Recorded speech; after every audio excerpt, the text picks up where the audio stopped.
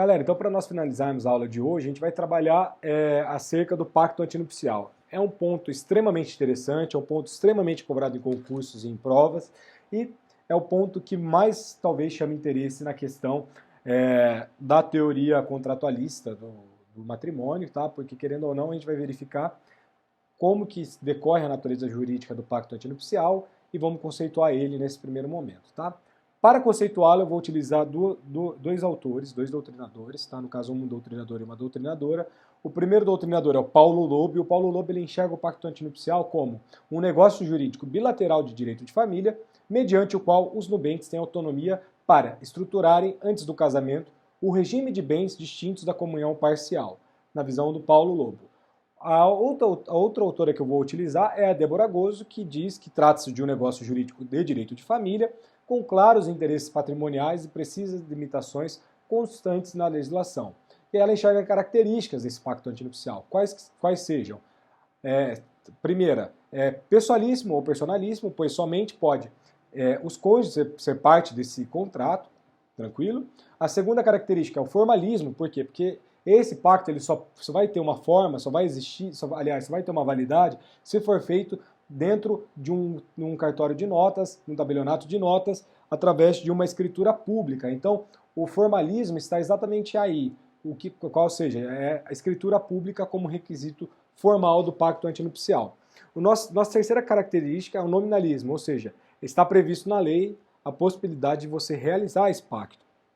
E a última característica é a legalidade, diante da previsão legal de suas regras fundamentais. A gente tem regras para que esse pacto tenha validade, para que esse pacto tenha uma forma. Então, a gente vai trabalhar especificamente cada regra desse pacto antinupcial na aula de hoje. Tá?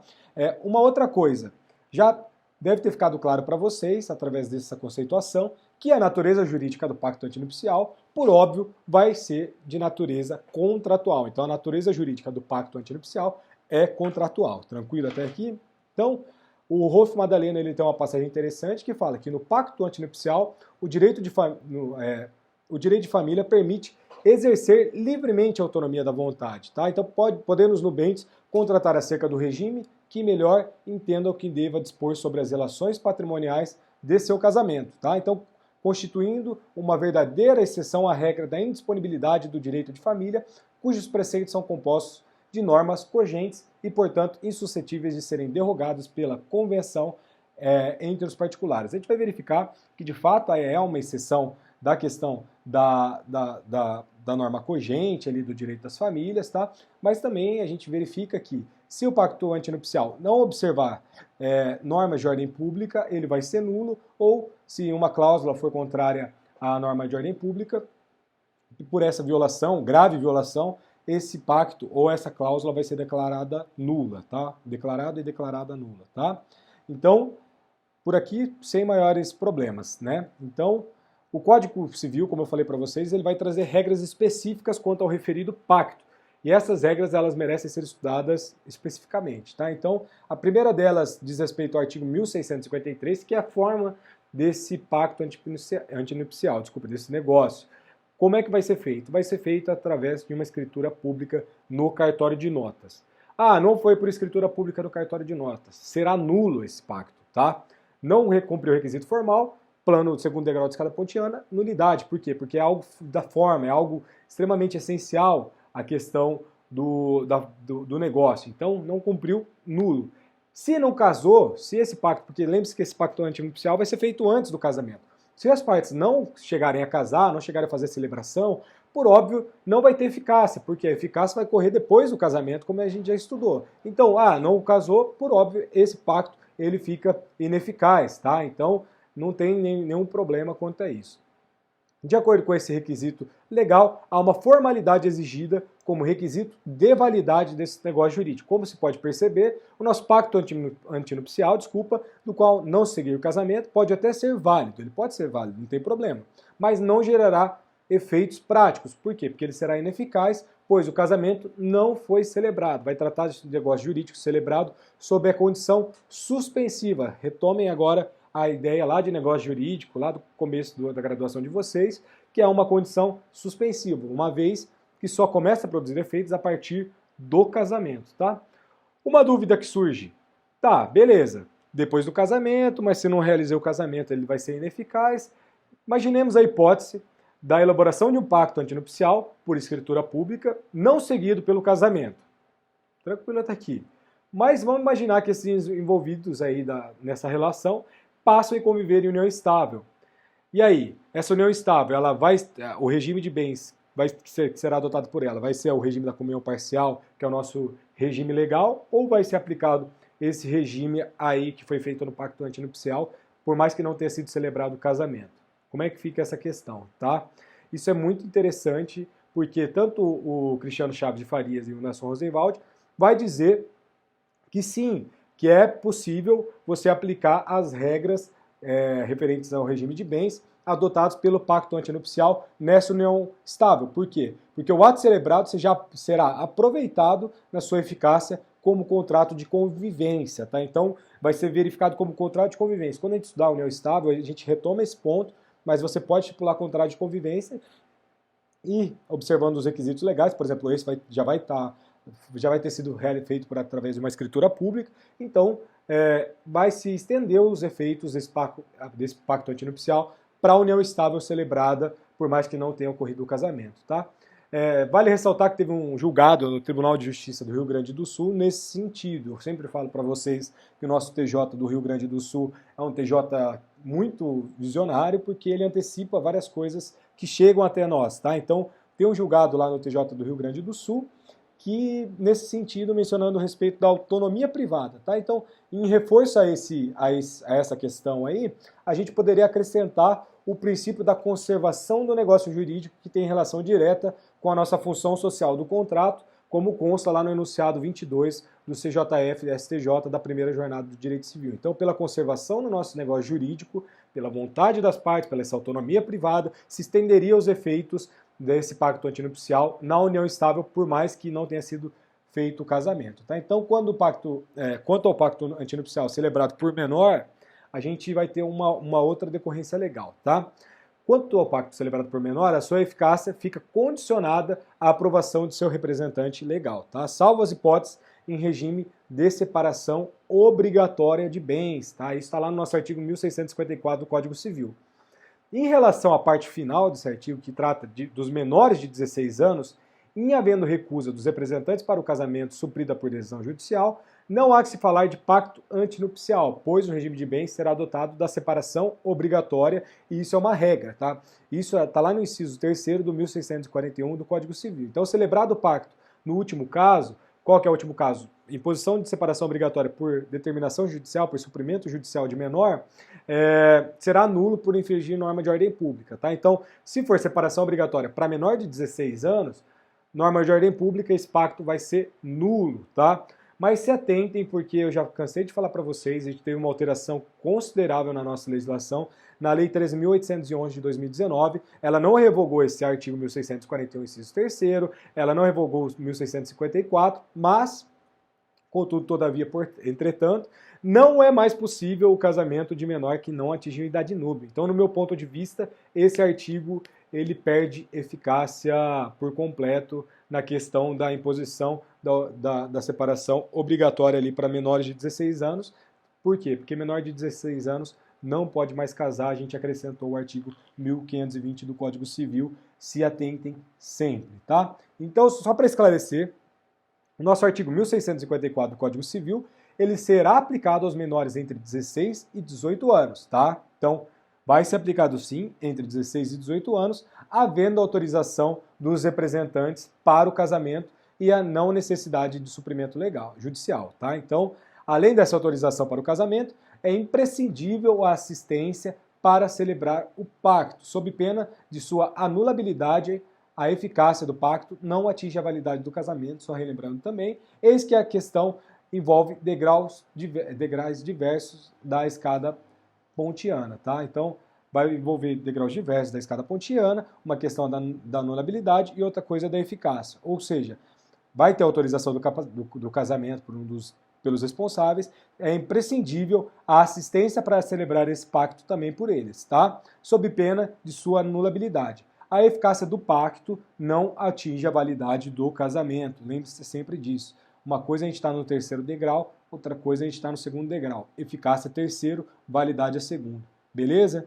Então, ainda especificamente no que tange ao 1654 da atual codificação, o Jones Figueiredo Alves e o Mário Luiz Delgado esclarece que a nossa outorga do consentimento pelo representante do menor para o casamento não se confunde com assistência para o pacto antinupcial, sendo dois atos distintos. Tá? Então, para os doutrinadores, para esses dois doutrinadores, a simples presença do representante assinalada no instrumento, ou seja, do consentimento ali, não quer significar sua anuência às disposições ali em questão. Então, assim, ali a ser mencionado, ou seja, você está elaborando o pacto antinupcial, você está elaborando a declaração de consentimento ali para o seu filho casar, mas a leitura no ato da assinatura do pacto antinupcial deve ser mencionada para o fim de se tornar evidenciada a concordância. Então, você tem que fazer dois atos numa mesma coisa, entendeu? Você tem que dar a concordância para o filho casar, mas você também tem que concordar com o pacto antinupcial, tá? Então, a questão está a exigir posicionamento providencial ali, provimental, aliás, nas corregedorias gerais de justiça. Então, cada corregedoria geral de justiça tem que estabelecer uma regra quanto a isso, tá? Com caráter orientador dos notários. Entenda-se, afinal, que a representação em regra é exercida por ambos os pais, cabendo a estes, portanto, expressar a concordância com os termos da convenção antinupcial. Tranquilo? Então, a gente fecha o 1654 e avança para o 1655 do Código Civil, que vai dizer que é nula a convenção ou cláusula que constar no pacto que entre em conflito com disposição absoluta de lei. E é aqui que eu falei já para vocês que a gente pode entender que a norma de ordem pública, se ela for ferida pelo pacto antinupcial, esse pacto vai ser declarado nulo, tá? Então esse é o comando legal que limita a autonomia privada, tá? Então ele vai limitar a autonomia privada no nosso pacto, reconhecendo a função social do pacto antinupcial. Ou seja, a gente tem uma norma cogente, tem uma norma imperativa, uma norma de ordem pública, e se o pacto ferir essa norma, ele vai ser declarado nulo. Se o pacto no todo ferir essa norma, vai ser declarado nulo, e a gente vai verificar se for só uma cláusula ou outra, a gente vai declarar nulo em parte essa cláusula somente, vai deixar o resto do pacto válido, tá? Então, a gente vê uma função social do pacto antinupcial. Por quê? Por que função social? A gente tem que ver as normas cogentes e respeitá-las. A gente tem que criar uma função social. Então, por isso que decorre a questão da nulidade, tá? Outra coisa, isso pode ser traçado um paralelo entre os nossos dispositivos lá no artigo 421 do Código Civil, que vai limitar a nossa autonomia contratual para os contratos em geral. Portanto, a nossa eficácia social da primeira norma é indiscutível. Então, a nossa eficácia social tem que estar acima das questões ali da autonomia privada, e nesse negócio específico, que é o nosso pacto antinupcial, não é diferente, por regra do 1655, somado ali ao 421, isso decorre da lógica do 421, tá? Então, para a gente trazer um exemplo, para ilustrar, para tentar fugir um pouco dessa dogmática ferrenha, a gente vai trabalhar o seguinte, ó, serão nulas as seguintes cláusulas constantes do pacto antinupcial por violarem preceitos absolutos da lei, ou seja, normas de ordem pública. Então, vou trabalhar alguns exemplos aqui para vocês, tá? O nosso primeiro exemplo que a gente pode ver é a previsão contratual que estabelece que o marido, nos regimes de comunhão universal ou parcial de bens, possa vender imóvel sem outorga conjugal, afastando 1647, inciso 1º. Norma de ordem pública, norma geral, você não pode fazer isso. Você fez isso, nulidade, tá? Cláusula que determina a administração dos bens de forma exclusiva pelo marido. Nulidade também, por quê? Porque a gente tem uma isonomia constitucional. Você está tentando afastar um preceito de ordem constitucional, desculpa. Então, nulidade também dessa cláusula, não tem nem o que se discutir, tá? Cláusula que estabeleça a renúncia prévia aos alimentos. Renúncia prévia dos alimentos também, você não pode fazer acordo renunciando a alimentos, tá? Isso é ordem pública também, norma de ordem pública. Então, afasta-se também pela regra dos 1707 do Código Civil, tá? Cláusula que vai regulamentar previamente as regras referentes à guarda dos filhos para o caso do divórcio do casal. Também não se discute, é impossível você discutir isso ali no pacto antinupcial, tá? Então, outra coisa, cláusula que afasta o regime de separação obrigatória de bens nas hipóteses. Ou seja, você já tem uma separação obrigatória. A lei está impondo esse tipo de regime de bens para vocês. Vocês fazem um pacto antinupcial tentando afastar essa norma imperativa, ou seja, essa norma que a própria legislação está trazendo, está impondo. Se você colocar isso, um pacto antinupcial, por exemplo, eu tenho mais de 70 anos, faço um pacto para que o meu regime, que deveria ser de separação legal, passe a ser de comunhão parcial. Não pode. Por quê? Porque eu estou violando. Por mais que a gente discute a questão da inconstitucionalidade ou não do nosso inciso 1º, lá do artigo 1642, a gente não pode trabalhar acerca dele nesse sentido, tá? Cláusula que exclui, expressamente o direito sucessório do cônjuge sobrevivente, afastando as regras da sucessão legítima. Óbvio também, não pode. Então, fez nulidade também. Então, são exemplos para a gente ilustrar, são infinitos exemplos, tá? Mas para a gente trazer um pouco mais para o nosso caso concreto que a gente verifica no dia a dia, tá?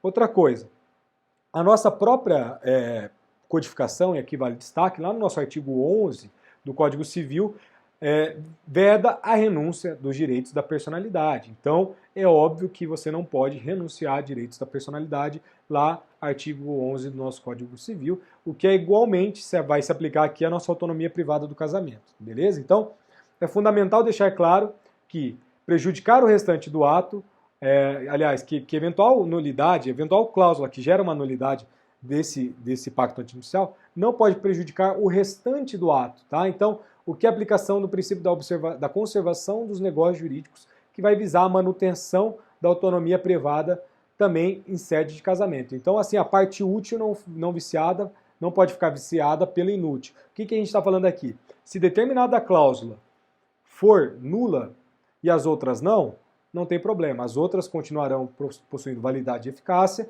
mas essa será afastada pela questão da validade, tá? Então, o que a gente está falando? A parte útil não fica viciada pelo inútil. Ou seja, a gente tem a conservação dos negócios jurídicos, a gente tem uma preservação da autonomia privada, e isso é uma regra do artigo 184 do Código Civil. Então, ilustrando ali, coloquei um daqueles exemplos em uma cláusula, só que nas outras cláusulas, na forma, estava tudo bonitinho. Meu contrato, meu pacto antinupcial, meu contrato, ele será válido, ele será eficaz, mas no que se refere àquela cláusula específica, por exemplo, a guarda dos filhos, será afastada, tá? Então, acho que isso também é autoexplicativo pra gente. Tive que fazer um corte aqui, porque minha garganta já estava indo pro saco, então eu fiz um corte aqui rapidinho para a gente finalizar a nossa questão aqui, tá? Então, agora acerca de mais uma regra, tá?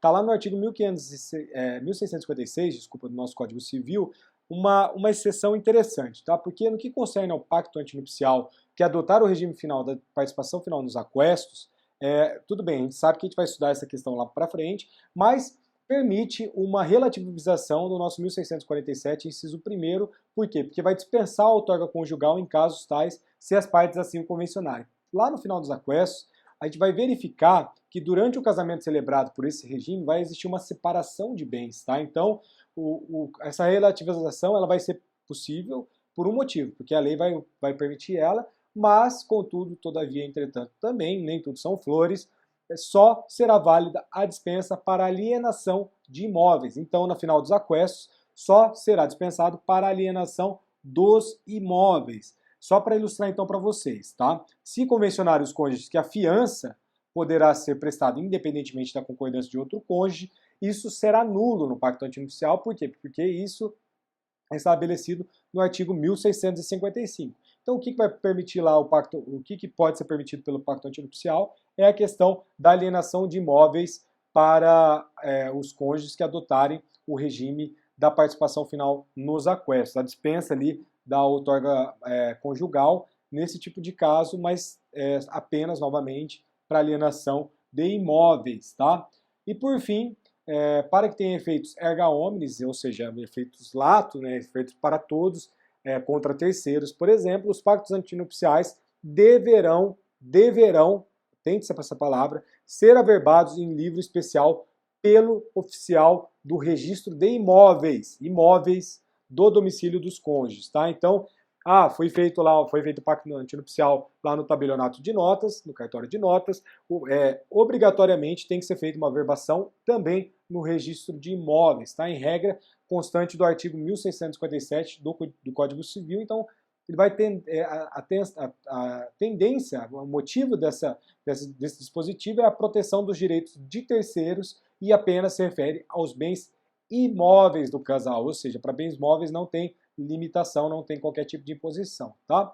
Então vale dizer que a eficácia em face de terceiros do regime de bens em relação aos bens móveis decorre simplesmente do pacto antinupcial celebrado em cartório de notas e do posterior regime do casamento. Bens móveis, então, feito o pacto, maravilha, mas na questão dos bens imóveis, aí sim tem que ser feito a averbação lá no respectivo registro de imóveis, tá? Uma outra coisa é essa norma do nosso artigo 1657, ela é criticada pela doutrina, em especial pelo Cristiano Farias e pelo Nelson Zeivald, em relação à publicidade dessa norma. Por quê? Porque a publicidade dessa norma, de 1657, estaria esvaziada pela possível existência de outros imóveis localizados em lugares em que não sejam o domicílio dos nubentes. Tá? Por quê? Porque a nossa regra do 1657 fala para averbar no cartório em que os nubentes tenham domicílio, mas se não tiver domicílio, o código não fala nada. Né? Então vamos supor, eu sou aqui de Biporã, vai ser averbado lá no cartório de registro de imóveis aqui de Biporã, mas suponhamos que eu tenho um imóvel aí também em Cornélio Procópio. Não vai ter necessidade de você fazer a averbação lá em Cornélio. Então isso fere um pouco o nosso princípio da publicidade, tá? Uma coisa, eles vão aduzir que acaso os nubentes não possuam imóveis, que é uma situação que toca a grande maioria da população brasileira, os terceiros estariam sem qualquer meio de cientificação. O que o legislador, o que pode gerar, né, uma certa intranquilidade nas nossas relações jurídicas, ou seja, por quê? Porque você vincula a questão no cartório de registro imobiliário, mas só no domicílio, se a pessoa não tiver imóvel também, é uma coisa que não vai ter uma publicidade ampla, então esse efeito erga omnes não é tão erga omnes assim, ele é bem mitigado. Então, o que poderia melhorar a nossa situação? Né?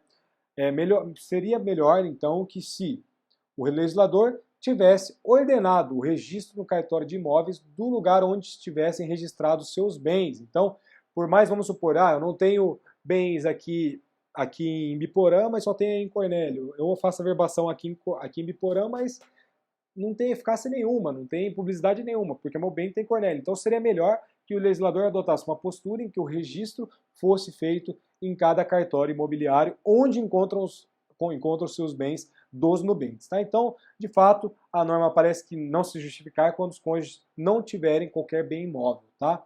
Então fica essa crítica no 1657, a gente finaliza então as nossas regras gerais referentes ao regime patrimonial, ao regime de bens do casamento, e a partir da próxima aula, na terça-feira, a gente vai trabalhar as regras especiais quanto ao regime de bens, e a gente vai trabalhar agora em específico cada regime de bens, ou seja, a gente vai para comunhão parcial, comunhão total, separação. Então a gente vai, final dos aquestos, a gente vai adentrar agora então cada regime de bens especificamente a partir de terça-feira. Só relembrando também para vocês, na terça-feira a gente vai fazer uma videoconferência ao vivo, a gente vai fazer uma live para resolver as questões do primeiro exercício. Eu já dei uma olhada no primeiro exercício e gostei muito da resposta pelo que eu dei uma olhada lá, achei que o trabalho ficou muito bom, tá? E aí a gente vai fazer a correção das questões, se eventuais dúvidas também surgiram com a resolução dos exercícios ou com a questão da atividade subjetiva, a gente vai resolver lá também nessa conferência na terça-feira. Eu acho que eu mandei o horário, 19h30, só que a gente vai conversando lá no grupo. E muito obrigado, bom final de semana se vocês estiverem vendo isso na sexta-feira, ou bom dia aí, boa tarde, boa noite, boa madrugada, independentemente aí de qual horário que vocês estejam assistindo, tá? Muito obrigado e até a próxima então. Valeu!